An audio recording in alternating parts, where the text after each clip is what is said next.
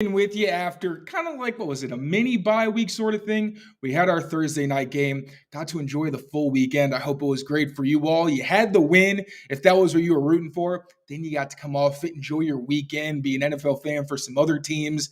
I hope you all enjoyed that time. But the week has started. We're preparing for the Chiefs, and we're going to go through some mailbag questions, quickly recap some of the things that have happened over the past few days, and just get to catch up with you guys and have some fun during this next half hour. The first news that we've got to get to is that the Patriots have officially been eliminated from playoff contention. Now, obviously, it's pretty much felt that way for quite a long time. The offense obviously had its best performance that we've seen probably in months. But even still, the offensive inconsistency or incompetence at a lot of points made it pretty clear this Patriots team wasn't pushing for a playoff spot. But now that the Bengals beat the Colts this weekend, it's official. It's in the books. The Patriots have nothing to fight for at this point in the season outside of pride and respect. Now, that said, the defense has done its part. They've been playing up to that standard week in and week out. They are the top-ranked run defense in the NFL by a pretty significant margin. They're playing, like, statistically, one of the best run defenses that we've seen over the past decade. And when we actually spoke to a couple Patriots, especially some bright spots along the Patriots today, Christian Barmore, for one, you can see down there, said, "We ain't just here to give up games. We're here to play football." And for a guy like Barmore, who, struggled with health, couldn't really get going in terms of consistency in the beginning of his career, finally getting to show what he can do now that he's healthy, looking like a dominant, true every down player for New England.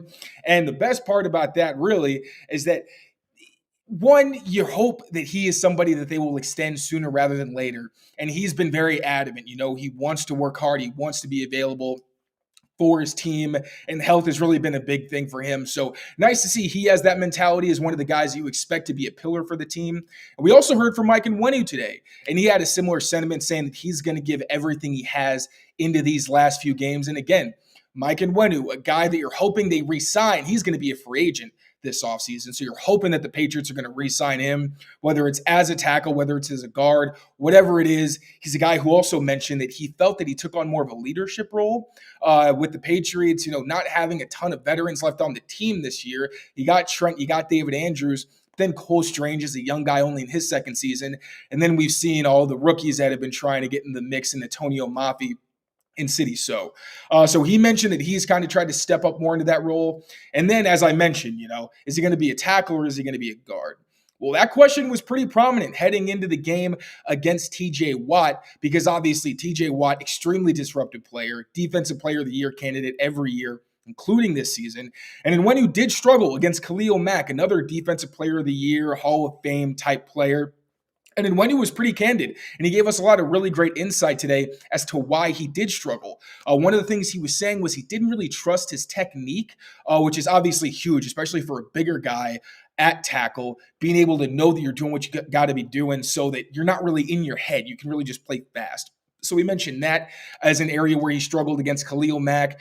He also mentioned, and if you look at my Twitter, you can see some of the clips and examples of this, but he mentioned that a lot of the LA defenders in the first half were kind of anticipating what he was going to do, because we know Big Mike, he's that down blocker, road grader. He wants to get his hands on you and move you. And he was saying that they knew that. So the Chargers defenders were actually kind of jumping out of his blocks and trying to get around him to get around the physicality that Big Mike brings. So he said he caught on to that. And then you saw that it wasn't as much of a factor later in the game. There was even one rep where you could see he was anticipating one of the defensive linemen trying to bounce around him. So that was another one. And then in pass protection, he admitted that he did struggle against Khalil Mack, saying that the biggest issue there was when he stopped moving his feet. And you could see that. There was one rep in particular where, you could kind of see he stopped for 1 second and then Khalil Mack really got into him. He also mentioned leaning, and you could see there were a few times against Khalil Mack and even against TJ Watt, where you could see he was trying to respect their speed around the corner, and you did see him start to lunge and lose his balance, end up on the ground. But he said he took all those notes, all the things that he felt he didn't do well against the Chargers on last Sunday, and then brought all those things with him last Thursday night, and obviously had a much better game against TJ Watt. Now, it wasn't perfect. You're playing against TJ Watt. It really never is going to be. But he did say, one, he held TJ Watt without a sack. and without a quarterback hit for, I believe it was just the second or third time this entire season. So obviously impressive there. But while he did end up on the ground a few times while battling against TJ Watt, you also saw that when he was able to get his hands on Watt and really be physical with him, that was where he had success. And that was something he acknowledged where he's like, yeah, I'm a bigger guy, but I got some athleticism to me. And also I got long arms and a big grip, he said. And those were things that he highlighted as ways that he was able to have success against TJ Watt. So hats off to him. I think he really did show, when contract negotiations come up, he's going to go to the table and be like, look what I did against TJ Watt. Not a lot of guys he's going to be playing that are a bigger challenge, especially for his skill set, than a TJ Watt. Obviously, I do want to acknowledge that TJ suffered a concussion early on in the game for whatever reason, was still allowed to play. So you can't discard that completely. But I mean, Watt was still wrecking the run game. And in those situations, Mike Onwenu wasn't typically the one blocking him. So it's not like TJ Watt was a traffic cone out there. He was still impacting the game. So you do want to give Mike Onwenu his flowers talking about that. Next up, the Patriots actually suffered a loss. Honestly, it's been a tough year for this Patriots coaching staff. Obviously, Adrian Clem is not with the team for health reasons. I'm sure everybody out there is wishing him the very best.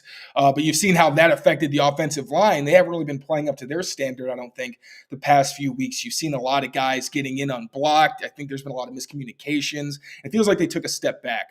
But adding to kind of the headlines of what's going on with their coaching staff, Ross Douglas, their co-wide receivers coach along with Troy Brown, has accepted a job with the new coaching staff for Syracuse and will be their wide receivers coach. And as you can see here, not only was Douglas a wide receivers coach, co-wide receiver coach for the Patriots this season, he also was the quarterbacks coach and offensive coordinator for the West team and the East-West Shrine Bowl. So that showed that the Patriots were trying to get him in more leadership positions so he could gain more experience in different areas. Obviously, he started off with the Patriots as a defensive quality control coach before moving over to receivers. So he's a guy who's got a lot of experience.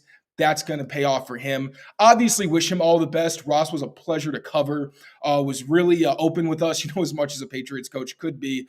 And, in my brief time covering this team, I really enjoyed speaking with him. So again, wish him all the best. But for a Patriots wide receiver room that, from my perspective, technically has not been great.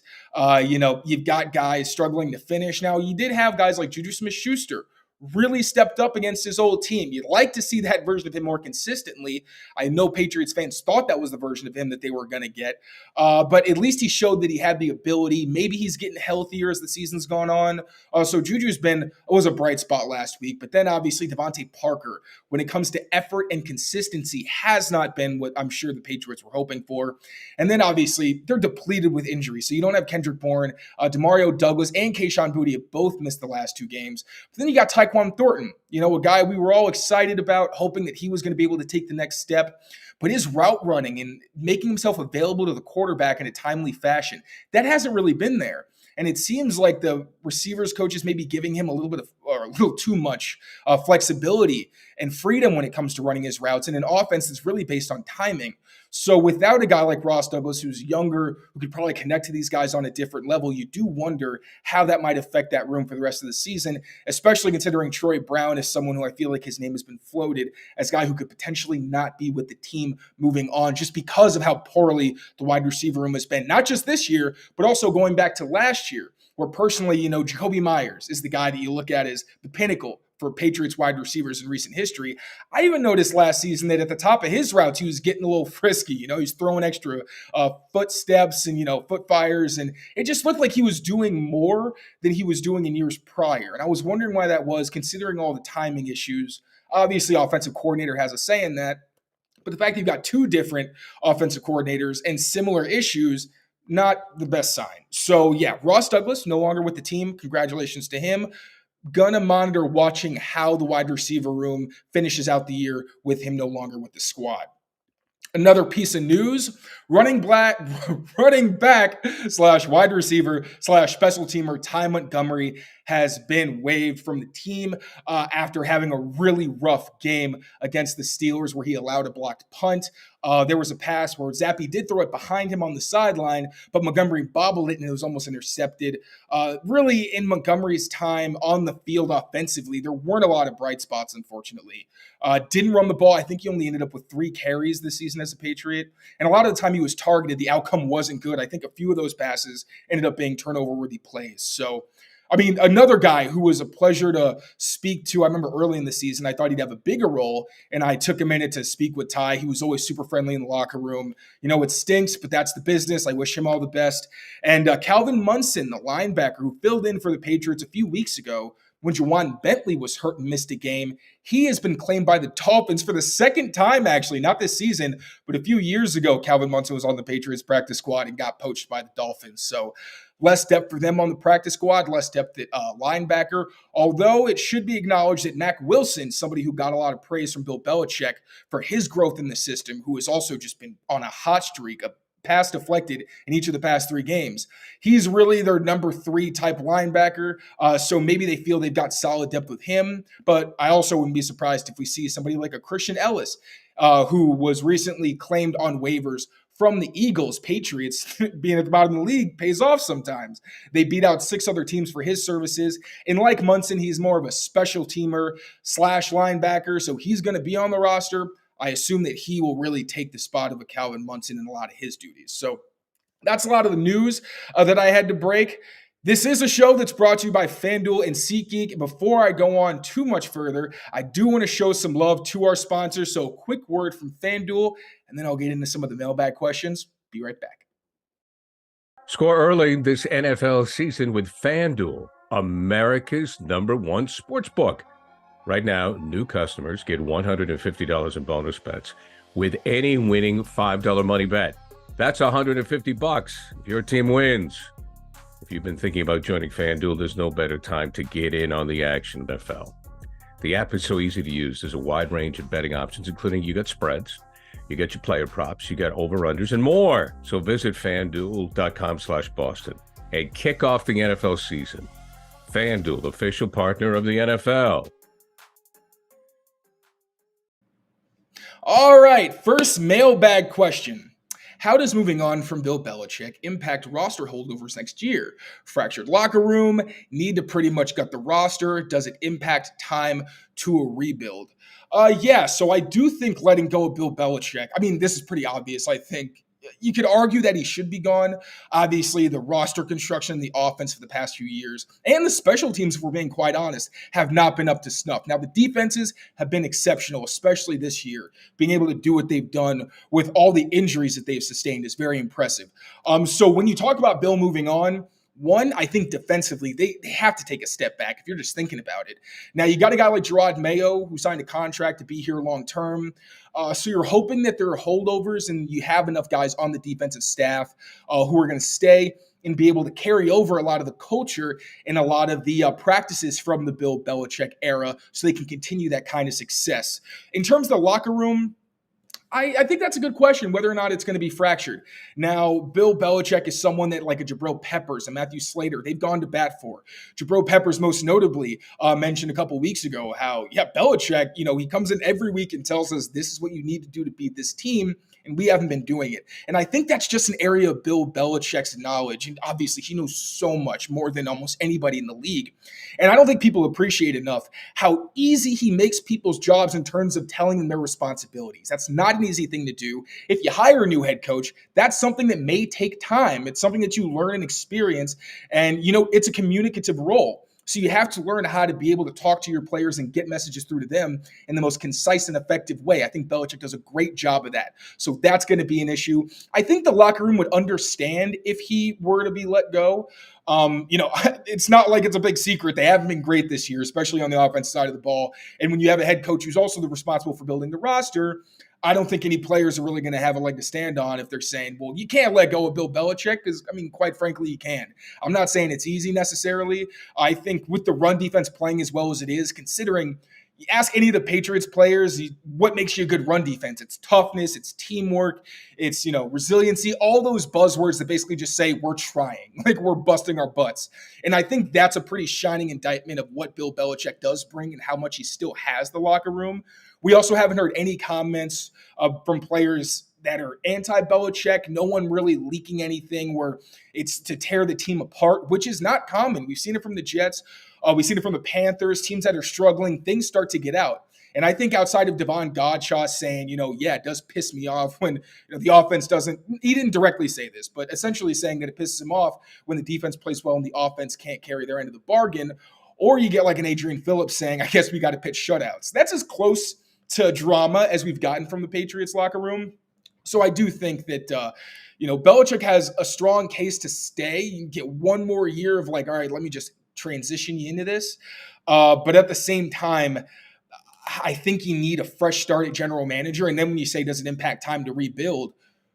That's an interesting question. I think if you get somebody who, like a Bobby Slowick or a Ben Johnson, where a lot of their pieces right now, especially depth pieces, are going to be free agents, that could accelerate the process because it's going to be a much easier sell trying to get, like a Nico Collins or a Noah Brown or Dalton Schultz to come to the Patriots if they get a Bobby Slowick as their head coach or maybe offensive coordinator. Similar thing with Ben Johnson. So I think that if you go the route of someone else, maybe it happens a little more quickly because you have people with connections outside of this team.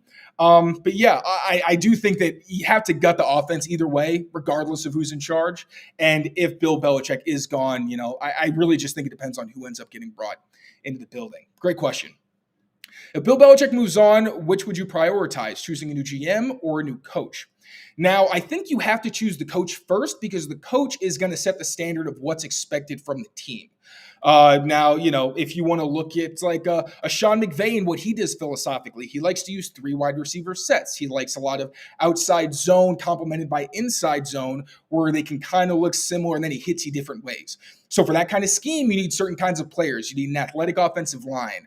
You need receivers who are more than willing to block.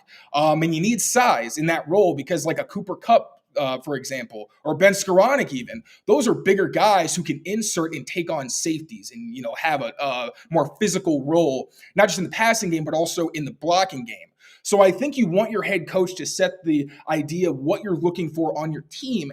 The general manager can complement that. And that's where I think you also want a general manager who philosophically is on the same page as your head coach. So they can be like, all right, I kind of see this the same way. Because if you get 2 guys from different schools of thought, that could get real messy real quick, which is one of the things that worries me if the Patriots do move on from Bill is you have to get a new coach and GM. It's scary because unless those are guys with experience together or who have some kind of connection, they might just differ philosophically, which can be a little concerning. But that said, I do think that you got to get the coach first and the general manager can be the one who picks the groceries and they can kind of work in tandem. But I think the coach needs to set the groundwork because they're working with the players all the time. So I think that should be the priority. All right, this is a fun one. First round, you draft Joe Alt, you sign and slide Trent Brown to right tackle, which I'm a fan of. You sign and slide Onwenu to right guard. So is off the bench, so I'm assuming that, Cole Strange is going to remain the left guard. You re-sign Kendrick Bourne and Pharaoh Brown. You might want to re-sign more than that at tight end because he would be their only one on the roster. And then you draft either Polk or Franklin in the top of the second. Does that fix problems at QB with your existing guys? I really wish that Mac Jones didn't look as, I hate to use the term broken, but as broken as he has in the reason he was benched for Bailey, obviously. If we're talking like week 2, even week 3 Mac Jones, I'm saying yes. Like do this and you're on a much better trajectory because I think Mac Jones with good protection and a good supporting cast at receiver would be able to do a lot more. He still has his athletic limitations, his physical limitations, all those things. But I did think early on in the season that he was able to overcome some things that weren't going well, like the tackle situation and the wide receivers not necessarily getting things done. But with a Zappe, I don't want to take away from what he's done because, Zappe was not expected to play this much. I don't think from anybody who knew what was going on in camp or saw how much he struggled. The guy got waived. So clearly the Patriots weren't like, we got to keep this guy. He's going to be our starter at some point, even if Bailey thought that. But even on his good plays, I feel like the accuracy is all over the place. I'll be totally honest. I think on the second touchdown to Hunter Henry, you can watch the QB school JT O'Sullivan acknowledge the same thing. I'm not sure that was on purpose. It looked like perfect ball placement, but considering that that level of downfield ball placement hasn't been his strength, I'm not so sure that was intentional. And even beyond that, I don't want to harp on it too much, but the Juju Smith corner route, that great catch where Juju came back to the ball, that was slightly underthrown. Don't want to harp too much again because that's a downfield throw, a higher degree of difficulty. But what really concerns me is the short stuff, where you see Bailey Zappi's throwing behind guys, and you saw that end up in an interception. But it happened a few times. And throwing high, forcing receivers to make adjustments. His accuracy, I don't think is conducive to an offense that moves the ball consistently and maximizes opportunities after the catch. So with the current situation the Patriots have at quarterback, I would say they still need to take a guy first round, if not Michael Penix slides, and you try to get him at the beginning of the second or maybe trade back into the first round, something like that. But I do think, as much as I love this plan, but I do think they still need to get somebody at quarterback to really give them a direction as a franchise. All right. And do any skilled position players pop out to you that if they were utilized more or differently, that they would have an impact in the coming seasons for the Pats? I saw the Thornton seam route from Thursday Night Football, and it made me curious. No, unfortunately not. Obviously, there's Pop. I still think he's got a long way to go, especially when it comes to his route running. And that's why I worry about Troy Brown, because I don't think from the past 2 seasons we've seen a lot of development from a Tyquan Thornton. Granted, he's been hurt. There's so much time that he's missed. It's not a totally fair comparison. But I mean, Kayshon Boutte has gotten open at times, but he's also not seeing the ball a lot. So it's hard to say, yes, he's flashed. He needs to have a bigger role because you don't know unless the guy's getting opportunities to catch it and make something happen with those. So outside of Demario Douglas, where obviously you see the explosiveness, you see there's some downfield ability there, the hands. There's a lot to like with Demario, but if his route running doesn't improve significantly, I think at some point next season, then that's where they could have a bit of a problem, and he may be, restricted to just being more of a gadgety guy. Although, again, he has some prowess downfield. He's so good at leaning into defenders or using his head to make you think he's going one way and then getting open by sharply redirecting somewhere else. So, yeah, in terms of skill position players that pop out, it's really just Pop. Pharaoh Brown's had his little bright spots, but his blocking's been inconsistent, and that's his whole bread and butter. Mike Gesicki, I've said I thought could be better utilized with a quarterback who's more aggressive and would put him on it in situations where he's tightly covered but can make an adjustment. So if he was re-signed, I wouldn't mind. I'd like to see what he could do with a more aggressive and competent quarterback throwing him the ball. But really, again, other than Pop Douglas, there's no one that stands out where it's like, get this guy more touches. Like, what are you doing wasting this guy's potential?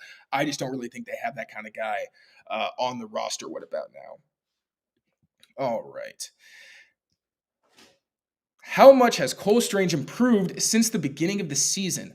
So obviously the beginning of the season was pretty rough for Cole Strange. He missed almost the entirety of training camp. I think he was only there for 4 or 5 days because he suffered a knee injury, missed the entire preseason, didn't play the first game. And I've spoken to him a few times, and he has emphasized, the guy does not like making excuses. If I ask him about a play where he did something poorly, you can see the frustration in his face. He wants to be better. He's constantly trying to improve and do the things he needs to do to be a better professional. But early on, you were seeing that there were issues all over the board. A lot of it was mental. Obviously, that first game against the Dolphins, you really saw it where there were blitzes and different stunts that he didn't pick up. And he mentioned that where sometimes there were things he hadn't seen on film that he couldn't react to quickly enough.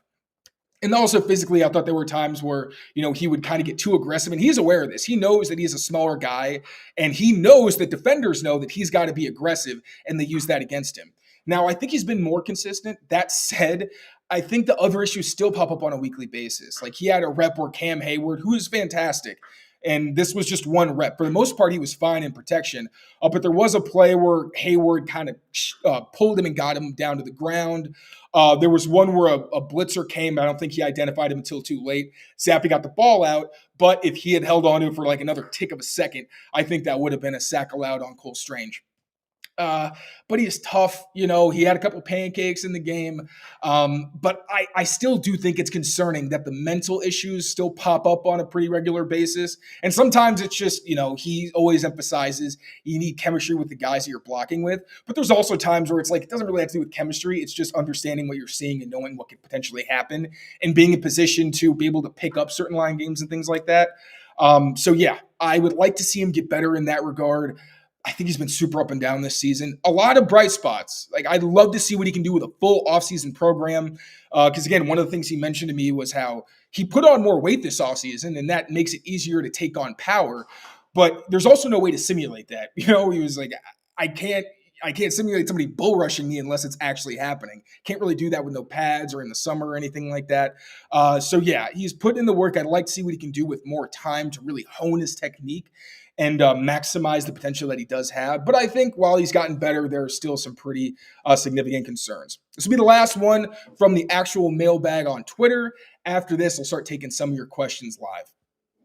All right, so what do you think Patriots will draft in the first round?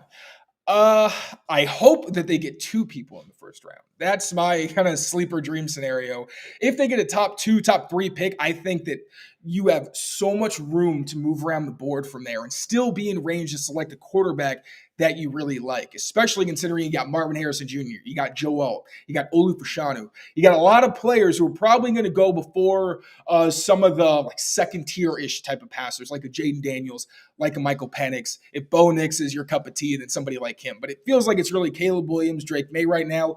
Jaden Daniels could slide into that mix, but it's really a 2-horse race, I feel like, for that number, or for the upper echelon of quarterbacks as it's seen in terms of the consensus right now. So I'm hoping that they can maybe trade back, get a Jaden Daniels, who I think his running ability, he's got concerns as a passer. I think his short passing is inconsistent. There are times where I feel like he holds on to the ball a little too long, but also I just watched his game against Alabama. There are 2 plays where he scrambled where you could be like, yeah, you should have thrown that. One where I thought if he had thrown on time, he could have hit an in-breaker early. There was also a screen where he could have just popped it over to his guy, although there was some disruption from the defensive line, and instead he ran, and I thought he gave up a big play. But for the most part, I feel like he's got a really good sense of where rush lanes are and where he can get out of trouble. He's so difficult to sack, and you saw that constantly in that game. So Jaden Daniels is my guy that I really hope they can get outside or just at the end of the top 5. And then if they can get somebody else, I'd like to see them get a tackle, because I feel like wide receiver, you can get in the 3rd round, you can get in the 4th round. You can find a talented guy who can make an impact on your team sometime on day 2, maybe even early day 3 if you really do your research and find a good value. But tackles are just too rare body types. It's not just a guy who's big, fast, strong. You're talking about a guy who's 300 plus pounds and can square off against guys who are more athletic than him and have the advantage of being able to attack. So I'd like to see them trade back into the end of the first round to get a tackle and shore up that spot, bring stability, hopefully even have Nwenu go back to guard, his more natural fit. Although if he's playing tackle next season and they don't have Trent Brown and it's a rookie or something like that, I'm not complaining. He's still a fantastic football player. I just don't think he's where he's best utilized, even though he had a pretty solid game last week. All right, so that's it for the mailbag questions. Like I said, Jaden Daniels and a tackle, that's my dream scenario for the first round. Now I'm going to take some of your questions live. Really appreciate you all watching, being patient with that. Right before I do, though, going to send it over to our friends at SeatGeek. We'll be back. I've been looking for the best deal on Celtics tickets, and with over 28 million downloads, SeatGeek is the #1 rated ticketing app. There are more than 70,000 events every single day on SeatGeek, including concerts, sports festivals, and more. With the NFL, NBA, and NHL seasons in full swing, you don't want to miss out. SeatGeek has your tickets to every game. Plus, artists like Travis Scott are on tour. They put all the tickets across the web in one place to make sure you're getting a good deal. Each ticket is rated on a scale of 1 to 10, so look for the green dots. Green means good and red means bad. Every ticket is backed by their buyer guarantee, and SeatGeek is the only site that lets you return your tickets ahead of the event with swaps. So as you know, I always come through for you guys. You can use my code DREAMERSPRO for $20 off tickets at SeatGeek. That's $20 off your first purchase with promo code DREAMERSPRO. Make sure you check the link in the description to download the app.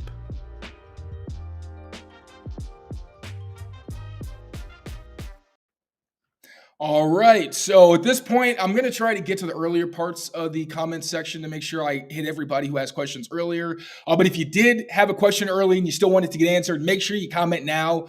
Just kind of make it easier on me. I'm going to try to get to at least like 3 or 4 of your guys' questions because I appreciate you hanging in with me. First, what's up, Ken? How you doing, brother?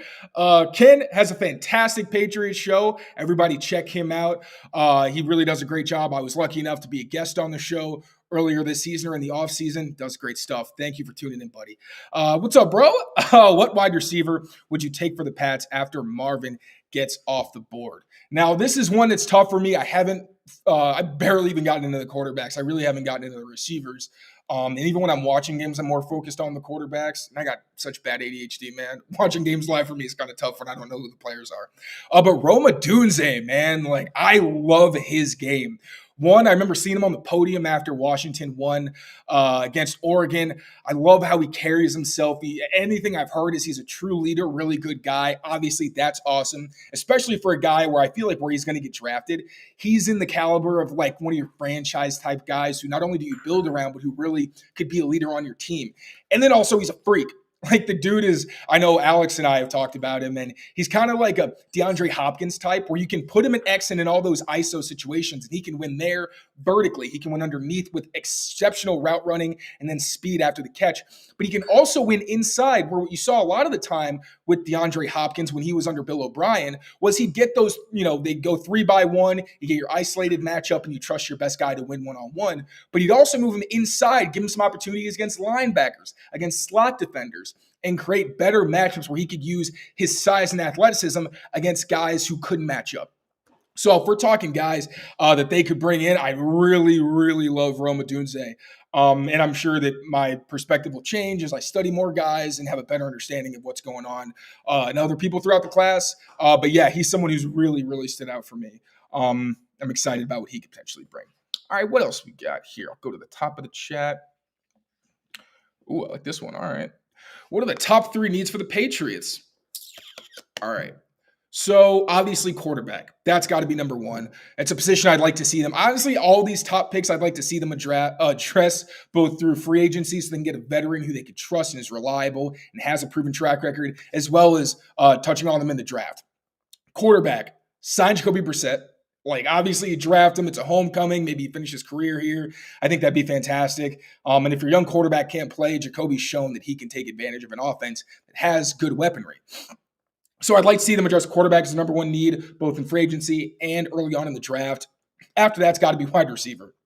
Obviously, I'd like to see them take a veteran, like I said, someone who has proven what they can do at the NFL level. So T. Higgins at the top of everybody's list. Next will probably be a Michael Pittman Jr., who's kind of like Mike Evans Jr., and that he's a big guy who can also run good routes. He isn't super fast, but he can get behind you. And he runs good routes, and he's a tough physical guy who I think could be kind of a leader in that wide receiver room and obviously has a proven track record, despite not having great quarterback play in his career. So, those 2 guys, Mike Evans, I know he's up there in age, but the guy's had a 1,000-yard season every year of his career. I'm not saying no to that. Throw a bag at him for a couple years, get some validity in that wide receiver room, someone who's won a Super Bowl, someone who's been with Tom Brady and can understand that culture of winning and what he was all about. I think that'd be a great fit. And then obviously get yourself another weapon in the draft. And then it's tackle. I mean, it's all the offensive positions. As much as I want to say edge rusher, I think they need another one of those young guys. I think they need some help at cornerback as well, just because there's so many guys there with injury histories. I think you want somebody who you can definitely count on. But yeah, it's got to be offensive tackle. Both your tackles right now are going to be free agents. Trent Brown may not want to come back. I don't know how he feels necessarily. But it sounded like he was kind of frustrated, not internally necessarily, but, it's been a tough couple years for the guy. And then Mike Nwenu, whether he plays tackle or guard, even if you re-sign both of those guys, Trent Brown's getting up there in age, so you need a replacement plan for him regardless. And I'd like to see them get 2 tackles who aren't, Mike Nwenu, so once again, he can move back to his more natural fit at guard. But you got to get tackle. I think Jonah Williams is going to be out there in free agency. Tyron Smith, although I'm not sure the Cowboys are going to let him go. Even if he wanted to go, I don't know that he even would. But yeah, quarterback, wide receiver, offensive tackle. It's really all the obvious ones. How likely is it that a guy like Pittman, Higgins, or Evans hits free agency? Feels like we'd have to trade something. Um, I think so. I would say that I think there's a fair chance we see T. Higgins and Michael Pittman Jr. be franchise tagged because they're just such important players to their offenses and obviously are going to be very popular in a relatively shallow wide receiver market. Mike Evans, I know he wants to stay in Tampa. So I think that if they gave him anything close to what another team offered him, he would stay there. So I would say the likelihood, especially for a Pittman or Higgins, guys who are younger, and this is with no inside information. I'm literally just going off the dome. I'm going to say like 55% you can get them. Just because it's the NFL, it's a business. If those guys don't want to get franchise tagged, it's just going to create a weird situation if the franchise does. Although, it's football. Sometimes they don't care. They're just trying to do what's best for their business and get leverage. So, I don't want to sell, this definite, like they're going to be able to get one of these big name wide receivers. I think that these teams, especially given how hard it is to find these guys, not necessarily too hard. Like I said, you can find guys in the middle rounds, but those are guys with proven track records who you've already invested a lot in. So I wouldn't be surprised if their teams try to hold on to them. All right, I'll answer a couple more. Let's see what else we got here. Okay. I think of Brian Burns or Josh Allen. I'm assuming you mean the pass rusher. I'd love either one of those guys, honestly. I kind of touched on just a couple of minutes ago. I do think they need an edge rusher. Josh Uche has really been slowed down since he had his foot injury, and he hasn't really looked the same since. I know his efficiency numbers are up there, but just looking at the tape, he doesn't look like the same guy. Matt Judon coming off the bicep, although I'm sure he'll still be good, but is getting up there in age and is reaching probably the end of his career. And then a Keon White, you don't know for sure what you're going to get out of him. You also don't know for sure he's going to be that outside linebacker edge rusher type consistently because they use him inside as well. They got a lot of money to spend in pass rusher, especially on the edge where they can't really double you unless they commit a skill player. I think it makes a lot of sense, and I wouldn't be surprised to necessarily see them, pay a good amount for one of those guys, especially considering they got pretty well-rounded games. That said, neither one of them is really a Judon type. I'm not sure if they're the type of every down presence this version of the Patriot scheme likes, where you got to be able to play first and second down, be sturdy against the run. That's one of Judon's more underrated qualities. Whereas, I haven't watched a ton of Brian Burns and Josh Allen in terms of their early down production. I just know they're ferocious pass rushers. So I need to watch closer to see if they're a great scheme fit on an every down basis. But in terms of getting good pass rushers in the building, guys who clearly have a good track record and a lot of success in the league, I'm not against it. I think that you could definitely use it, especially considering how the pass rush has really fallen off without a Matthew Judon. All right, I'll try to take one more before I head out of here. Let's see. What do we got? Oh, that's an interesting one. Okay. Why are Drake May and Caleb Williams considered so much better than Penix or Daniels? Now, one, I know that Caleb Williams and Drake May are both younger. Obviously, Caleb Williams had so much hype coming into this season. I think that's part of it. Didn't live up to that hype, but I'm sure if you watch closer, I'm sure a lot of that is still there. And it was more that, he had impossible standards to live up to. Then Drake May, much younger, not just as a person, but in his career. So I think it's seen that there's more upside and you just will have him longer. Michael Penix, the biggest thing is, one, he doesn't have great athleticism. And a big reason for that is because he's had so many lower body injuries that really do concern you in terms of his long-term availability and what he'll be able to do, because you're just thinking, okay, one significant injury and we could see a big step back for him. So that's the thing with Penix, is age and injury concern. And then Jaden Daniels is a fifth-year senior. He's somebody who, because of his athleticism, he's a really tough guy, which you respect, but he's also got that kind of Josh Allen thing where he doesn't always know when to protect his body. And a good mobile quarterback, I think a lot of the times they're safer out of the pocket than they are inside the pocket. Inside the pocket is where you've seen Daniels take some of his biggest hits because you can't move, you can't go anywhere. Whereas when you're out in space, you can slide, you can get out of bounds. It's much harder for a defense to get a good lick on you cleanly. Now, that's only if you slide and you take care of yourself. Jaden Daniels, certain situations, like if it's short yardage, third down, goal line, whatever, I understand you just doing what you got to do. But too many times you see him take hits for 2 or 3 yards that aren't necessary. So that, paired with the fact that he's a slighter guy in terms of his frame, and there's the concern that all it's going to take is one big hit from an NFL defender to potentially sideline him or get him really hurt on top of the age. Those are things that really concern people. And in addition, with a Jaden Daniels, there are issues that you see on tape with him. Like I said, the quick game stuff or the short passing isn't really super consistent. And with a fifth-year senior, you'd like to see a clean game from them or a clean process. And you want to see, like, yes, I could plug this guy in on an NFL field, and it's not going to take long. Relatively, it's not going to take too long for him to kind of get up there mentally. I think he might take a little bit of time, and that worries people. But in my opinion, with his athleticism, I think that's going to make up for a lot of the mistakes that he does make early on in his career. But yeah, you all been awesome. Thank you so much for tuning in. I really appreciate it. Make sure you follow me on Twitter at tkyles39, where you can find all my thoughts, anything I'm trying to plug. And obviously, make sure to keep it locked on CLNSmedia.com for all my written work. I'm going to have some stuff coming up for the Chiefs preview. Going to try to maybe have something for like a Mike and Wenu, Christian Barmore, try to highlight what they've been doing so well and give those guys some love. Again, appreciate you all tuning in. Take care of yourselves. Take care of each other, and we will see you next time. Peace, everybody. Thanks again.